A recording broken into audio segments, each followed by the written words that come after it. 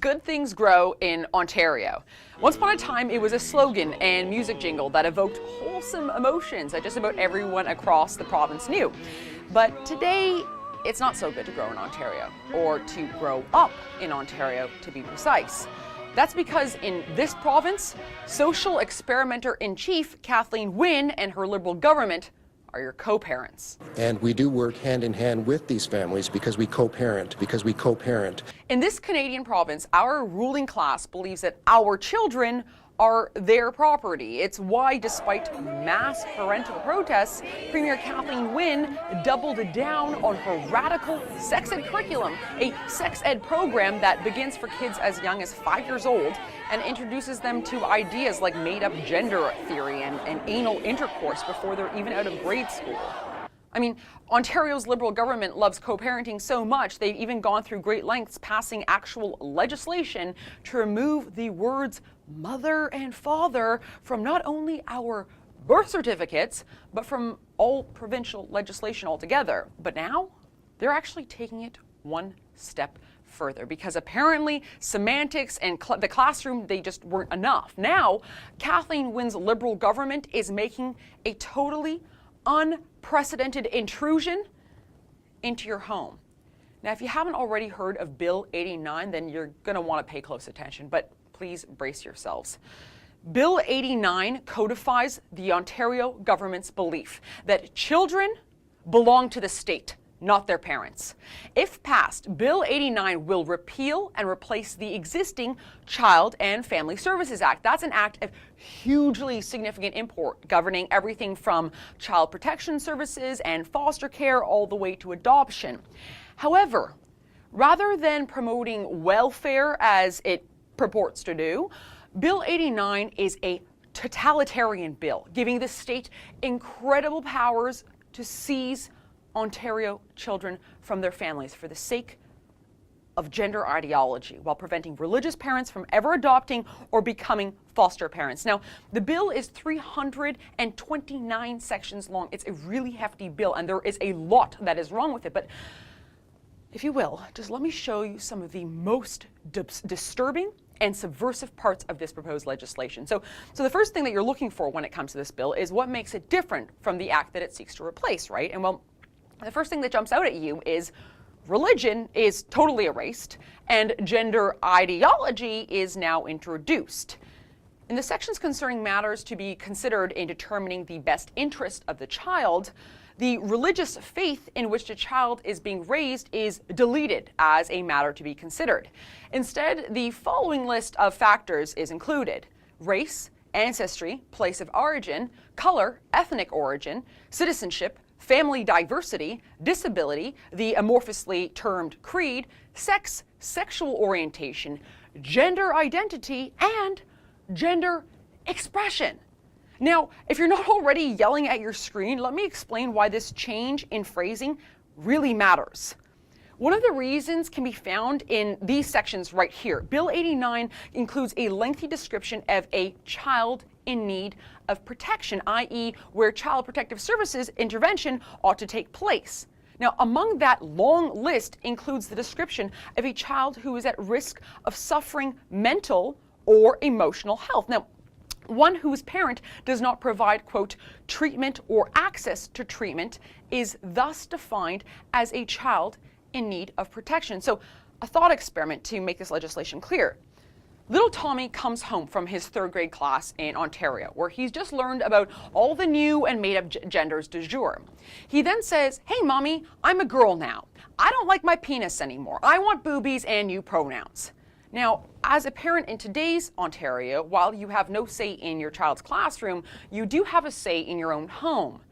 But under Bill 89, you lose that right.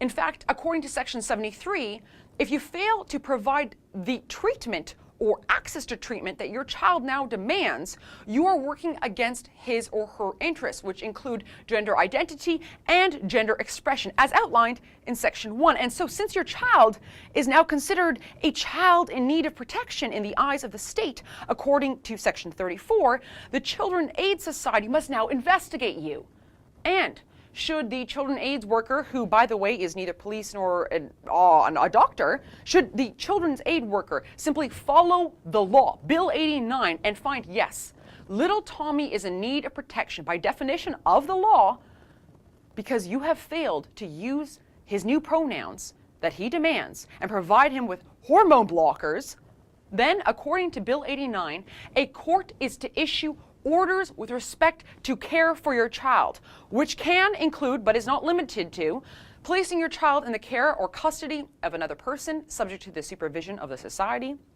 or placing your child in interim or long-term society care. Now, an important asterisk here.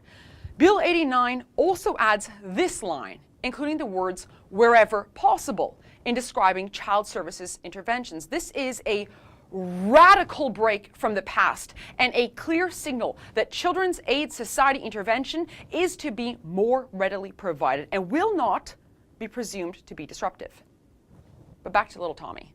You're probably thinking at this point, now that my child's been taken from me, where will he end up? I want to see him again, but in the event I don't, I pray his foster or adoptive parents are going to be good people.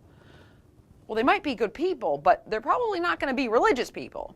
In the parts of Bill 89 which describe adoption and adoptive licensing, again, religious faith is struck out of consideration for what is relevant for the child. But don't you worry, gender identity and gender expression are there. Translation, if little Tommy was raised in a home where Christmas and Easter were celebrated and church was part of his Sunday schedule, that won't matter when looking to place him in an adoptive home. And woe to any adoptive parent who won't indulge his new pronouns and hormone-blocking hopes. Now that Tommy's decided to identify as a girl under Bill 89, it would seem, when it comes to who can foster or adopt children, well, all parents are not considered equal. And another small asterisk here, if you think creed and religion are the same thing in this bill, think again. Take this example. According to Bill 89, the parent of a child in care retains the right to direct the child's or young person's education and upbringing in accordance with the child or young person's creed. That replaces the phrase to direct the child's education and religious upbringing.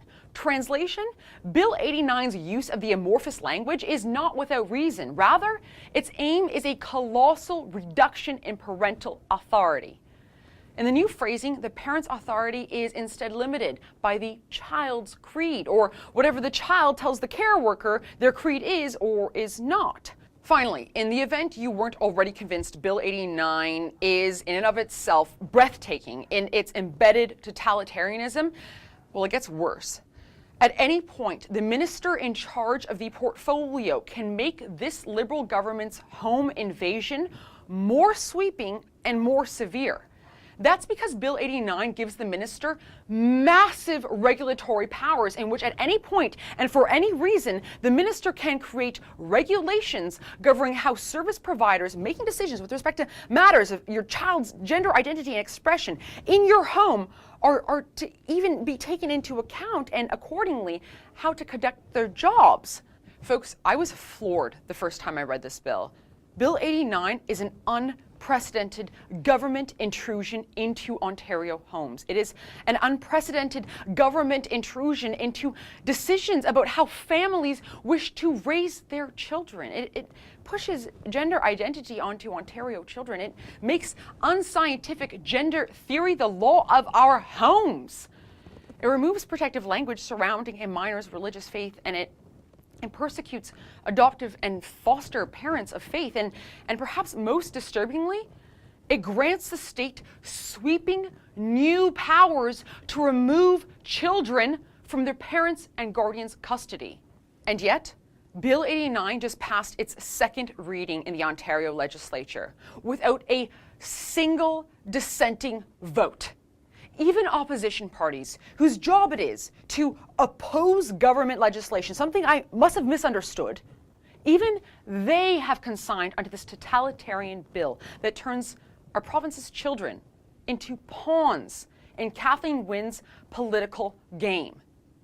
But just because not a single elected member of provincial parliament is going to stand up to Kathleen Wynne's legislative home invasion doesn't mean we the people have to remain hostage to things like party politics, and sick social experiments. I've started a petition at leaveourkidsalone.ca. If you want to keep the government and unproven gender ideology out of your home, if you believe in parental rights over state rights, if you're ready to stand up to Ontario's Liberal government and tell them to back off and butt out of your relationship with your kids, go to leaveourkidsalone.ca and have your voice heard. For the Rebel.media, I'm Faith Goldie. If you agree with this petition, please be sure to send your friends and family to leaveourkidsalone.ca.